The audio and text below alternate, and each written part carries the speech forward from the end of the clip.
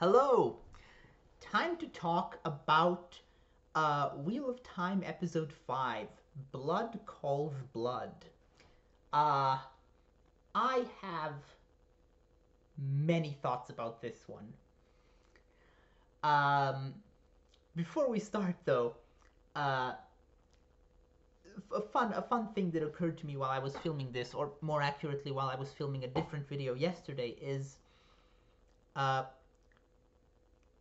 because I just shaved my beard, you're going to if you watch like all my videos and not just the Wheel of Time stuff, if you watch my book review, book uh, reaction videos for the Cosmere, you are going to see just how much of a backlog of those videos there is, because you're not going to see me without a beard in those videos for weeks.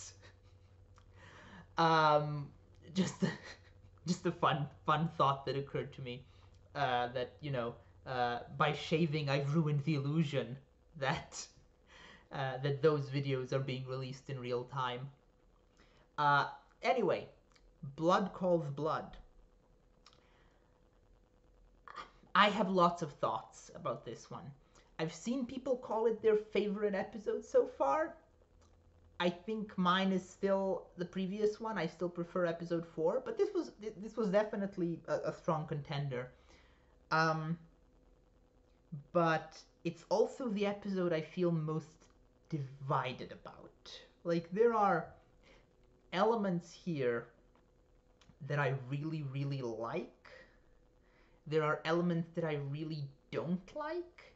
And then there are elements that I'm just kind of wondering about. That strike me as just a little bit odd.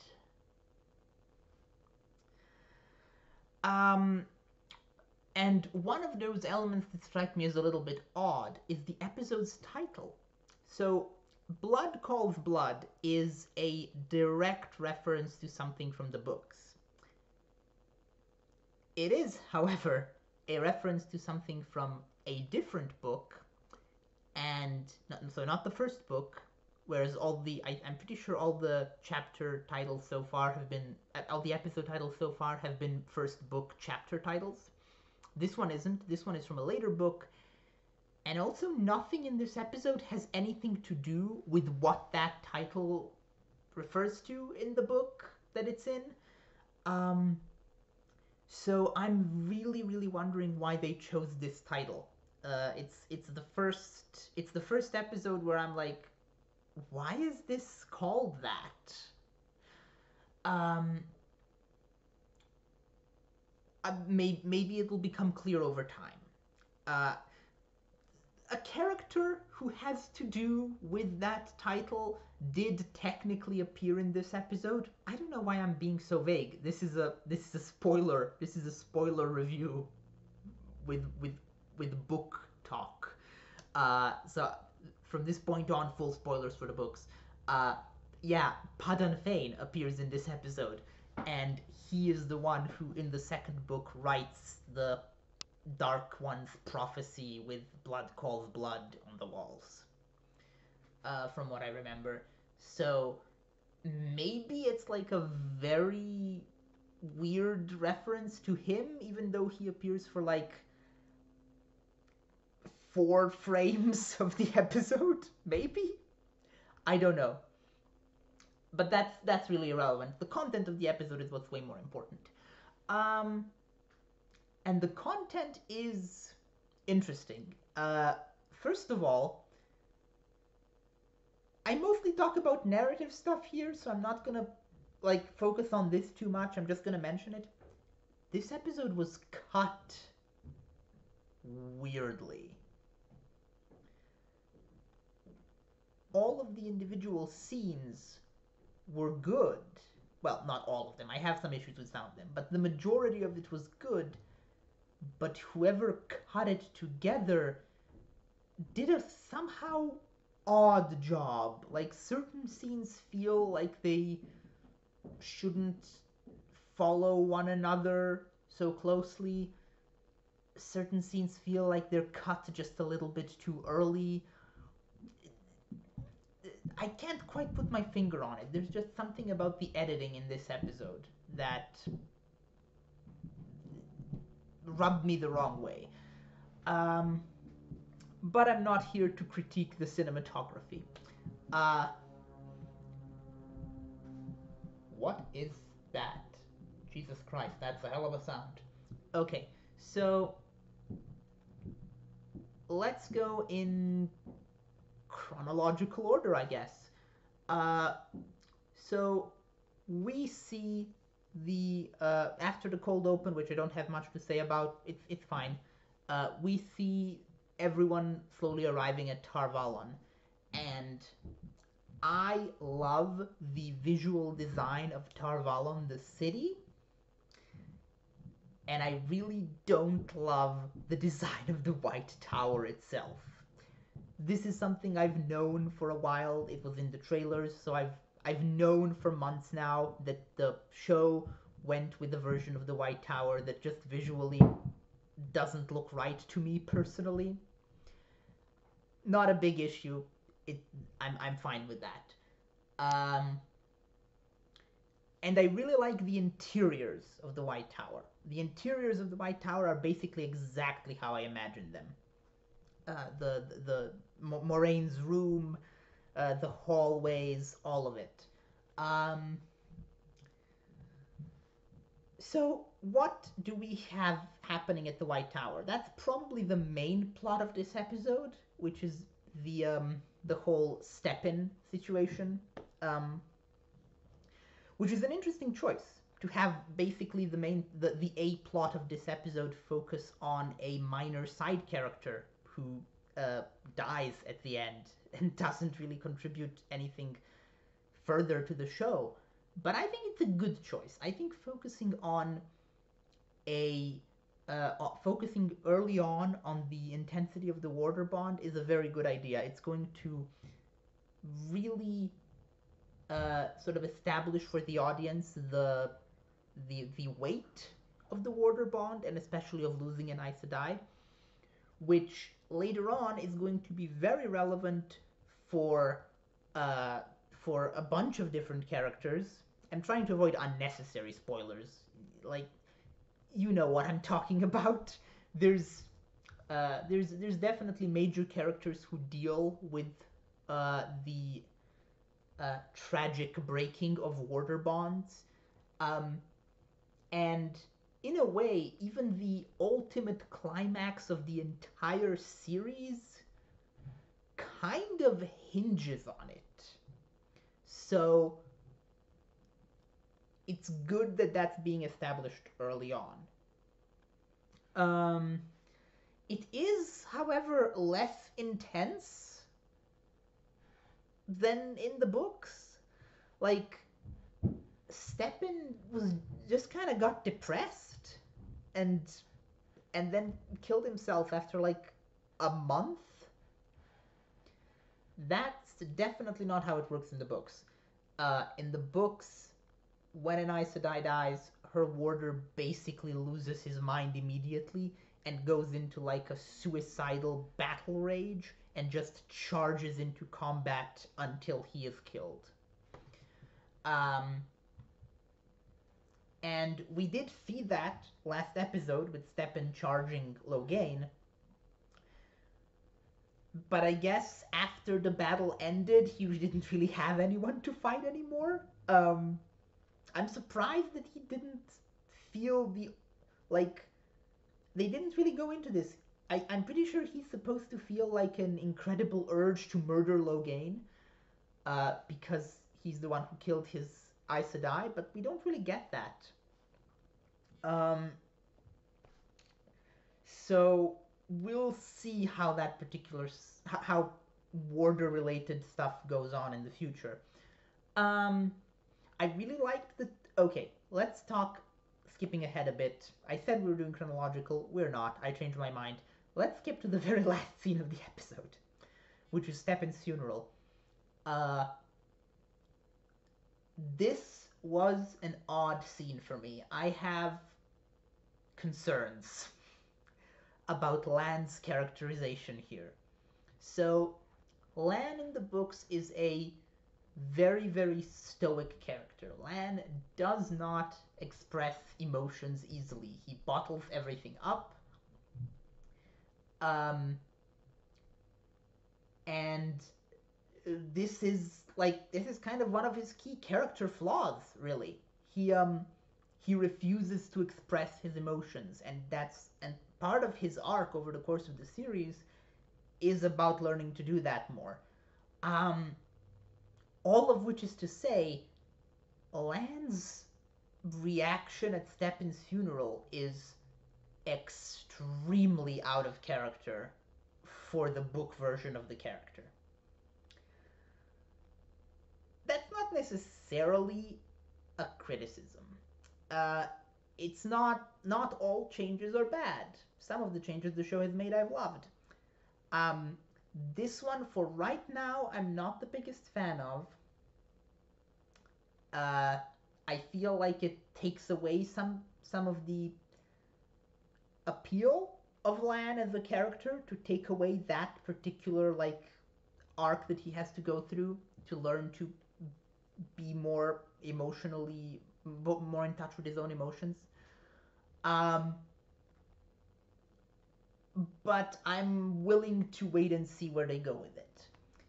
I really liked the thing I really liked about this scene is Moiraine crying and clearly feeling incredible grief because she doesn't care about Stepin. She's crying because she, through the bond, is feeling Lan's emotions and sharing them. And actually, these two things I just noted, the criticism and the praise, are kind of related because I feel like there is a better version of this scene, a more subtle version of this scene out there, where Lan does not break down. He remains stoic. He shows no emotion. He has a stony face the entire scene. But then we cut to Moiraine, and we see her reacting in the same way. And we know that she is actually expressing Lan's emotions. We know that through her we see how affected he actually is, despite not being willing to show it. I think that would have been a much better way to do this scene, and I'm kind of disappointed that that's not what they went with. But like I said, I'm giving them the benefit of the doubt with emotional Lan.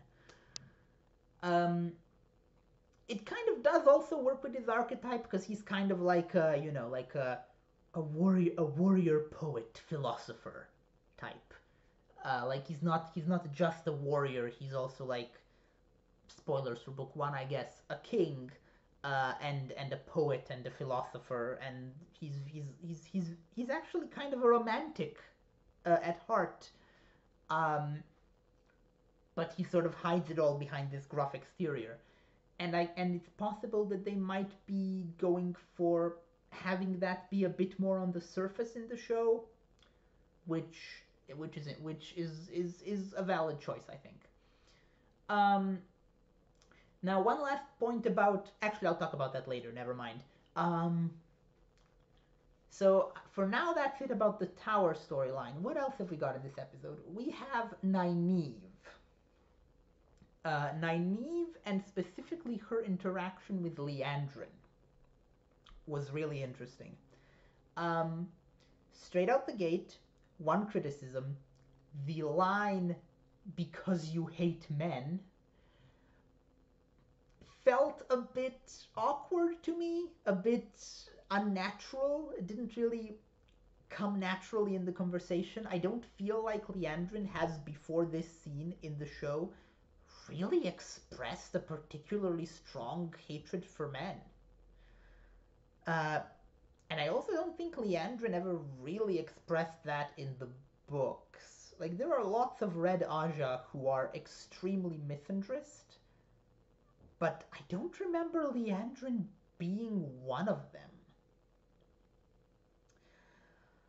Um, but that's I can see why they might change that because she's clearly the representative of the Red Aja in the show. With Elida not being cast yet, I kind of suspect that Leandrin might be taking Elida's role in the story, which is an interesting choice. Um, in this episode in particular, Alana seemed to imply to Moraine at one point that Leandrin is kind of gunning for the Amerlin seat. That she is a contender for the seat. With like ambitions to Swan's throne. And that's also definitely not a Leandrin thing in the books. That's very much an Elida thing in the books. So it's possible. I'm beginning to suspect that Leandrin is Elida in the show. Um, especially with some of the changes to her character. For example, last episode where she like seemed genuinely upset about Kareni's death, which is something that Book Elida would Book Leandrin would never be. But I can imagine Book Elida being that way. Um, and also I just gotta praise the actress who plays Leandrin. She is so good and so unnerving in the role. So like even that very awkward moment where Nynaeve accuses her of hating men, like even there the way she responds kind of saves it and makes it work because she makes you buy her response. Fantastic performance from her. Um, Also, since between these two things, Leandrin and the Warder storyline, this is another episode that's, to put it lightly, pretty gay, which I'm happy about. Uh, we had the open confirmation that Alana and her warders are in a polyamorous throuple. Um, and based on how Stepan was saying, it's clear that it's not just the two warders both independently being in a relationship with Alana. It's clear that the warders themselves are also in a relationship with each other, which was kind of clear from the last episode too, the way they were like leaning on each other and like holding each other by the fire. But it's nice to have explicit confirmation of that. Um, and I also like how open Stepan is to the idea. He's like, well, I mean, I've never been with a man before, but maybe I'll like it. Who knows? And obviously he's kind of just bullshitting Lan to get him to drink the tea so he can go kill himself. But I like the moment. I feel like they are very clearly establishing that this setting does not have the kind of like societal baggage around homosexuality that our world does, which I'm very happy about. And speaking of which, we also had Elida hitting on Moraine, maybe, and also Alana doing the same. There were like several moments in the episode where I was like, does every Aes Sedai want to sleep with Moraine? What's happening here? I'm not complaining. It's just it's kind of funny that it keeps happening, and I'm looking forward to see how they handle the relationship between Moraine and Swan in the next episode, because I'm sure we're getting Swan in the next episode. And I wonder if that has something to do with that painting in Moraine's room, which is very mysterious and inexplicable to me. Anyway, I've talked way too long about the Aes Sedai already and the White Tower. There are two other storylines going on here. We have Rand and Mat, who are the least interesting storyline, and also my biggest gripe with this episode. Not so much because of what is here, which is all fine. Every scene with Rand and Mat is great. I enjoyed the scene where they were looking at Logain. I liked Mat and Rand openly talking about the possibility that one of them is a channeler. All of that was good. Loyal was great in terms of performance. I'm also fine with the costuming and character design. I just wish they'd used some kind of cinematography trick to make him bigger. Like I'm fine with him looking mostly human. I just wish he was bigger.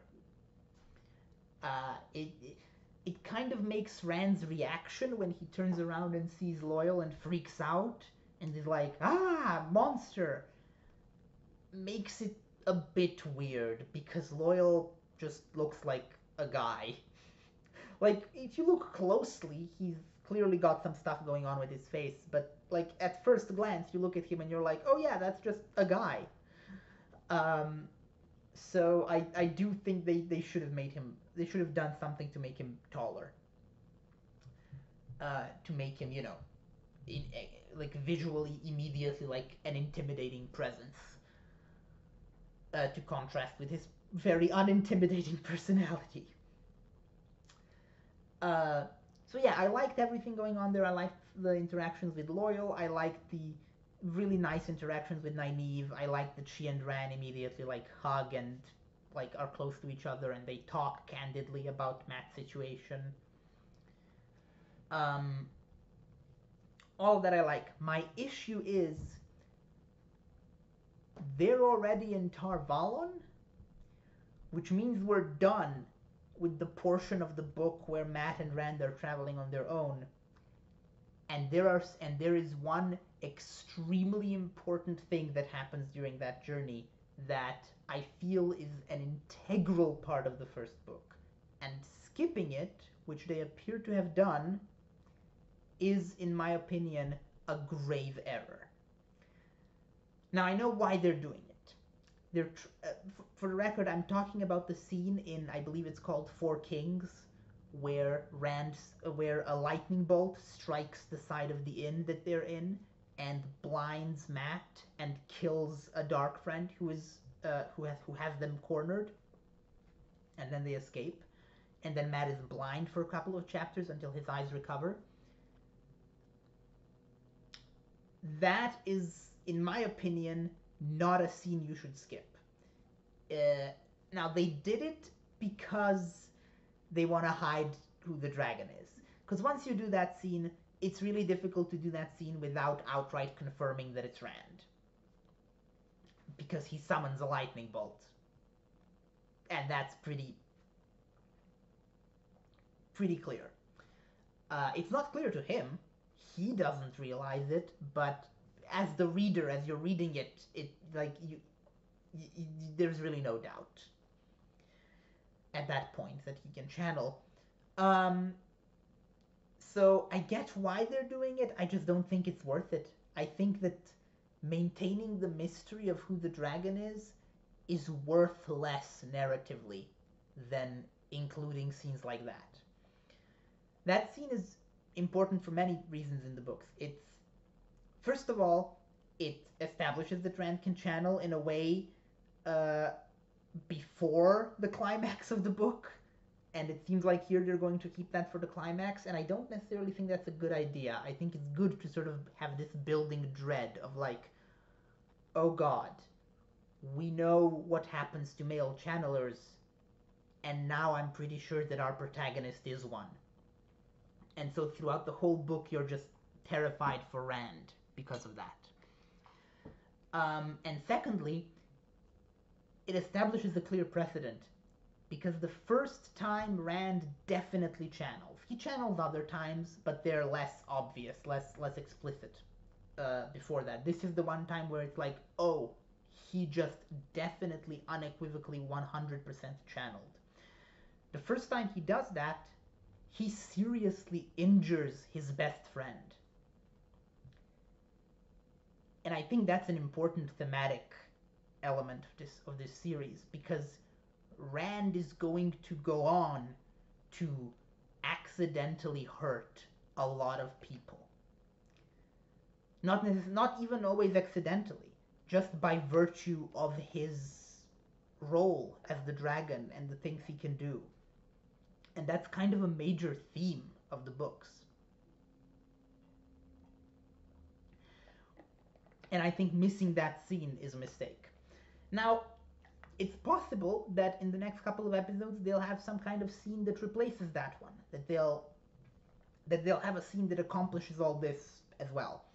But as it stands right now, it feels like a lack. And also it feels like Rand is the least developed of our main characters, which is also an issue, I think, because he is going to be the main character eventually.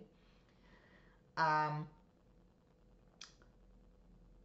so I I think that the decision to hide who the dragon is, I feel like they may have erred too much towards that in some cases. Um, and in general, I feel like 8 episodes was too short. I feel like this season really needed 10 episodes. Um, I feel like if the season had 10 episodes, we could have had maybe significantly more development of Shadar Logoth, which felt rushed, and significantly more development of Rand as a character, and of Rand's and Matt's journey, which is my favorite part of the first book. But well, what's done is done. They have 8 episodes, so I understand why that's a portion they had to cut. Like even ignoring the whole hiding who the dragon is, yeah, it makes sense that you'd cut that just for length. So I understand the decision, but I don't like it. That's all I'm gonna say on that matter. And that brings us to the best storyline of this episode, which is Perrin and Egwene. Um, Perrin and Egwene are amazing in this one. I love what they're doing here. I love the way they've sort of remixed the chapter from the books. Well, not the chapter, the extended series of chapters. It's quite a long period that they spend with the White Cloaks. Um, but I like the way that they've remixed that whole event to account for the fact that Lan, Moraine, and Nynaeve aren't there to save them, and to account for the absence of Elias. Um, the one issue I have with it is that I'm not entirely sold on the reason Valda captured them in the first place. Like, I because he recognized them as random people he's met before, and so he assumed it must be fate. I guess. I guess we're going with that. I don't know. I just don't buy it, to be honest. It, that's kind of an issue in the books too, to be honest. Like when the White Cloaks, Valda isn't there in the books, but when the other White Cloaks, led by Bornhald and Bjar, when they capture Perrin and Egwene in the book, it's also a bit like, why though? Like it's not super clear what crime they're being accused of. Um, but okay, I guess they didn't have time to elaborate on that. But once they are captured by the White Cloaks, things get really interesting. I loved the interactions between Egwene and Valda. I love the interactions between Egwene and Perrin, and I love the introduction of Perrin Golden Eyes. I do wonder though, in the books, his eyes just turn gold once he starts communing with the wolves, and they stay gold permanently. Here, it kind of seems like they're doing a thing where they briefly turn gold while he's actively communicating with the wolves, and then they turn back. Which I guess they're doing so that Marcus Rutherford doesn't have to spend the next 8 years permanently wearing yellow contacts. But it's a bit of a shame because I kind of like the idea that Perrin in the books is like this really normal looking guy who just has these really weird eyes permanently, and he like is very self-conscious about it. I thought that was a neat touch in the books that I'm kind of sad is probably not gonna happen in the show. Um, but yeah, other I don't really have anything else to say. I think about this one. Um, Lots of very disparate storylines going on here right now. Will definitely. Oh, right. One other thing. Valda confirmed that they're keeping the thing that the Aes Sedai don't need their hands to channel, which is good. I'm glad that's a thing because I feel like the fact that channeling has nothing to do with hand movements, or at least doesn't have to, is kind of an important aspect of the books, and I think it's going to make certain things more visually interesting later on. But uh, yeah, those are my thoughts about this episode. Um, I don't really have anything more than that to say. It's it was a mostly good episode with some potentially concerning adaptational choices in terms of the effects it will have later on. But I can't speak to that yet because we're not in the future. We're in the present, and in the present we don't know what's happening later on. So I guess see you next week for the episode that is, I believe, titled "The Flame of Tarvalon," which should be interesting. I'm curious to see what they're doing with Swan and Moraine in the show.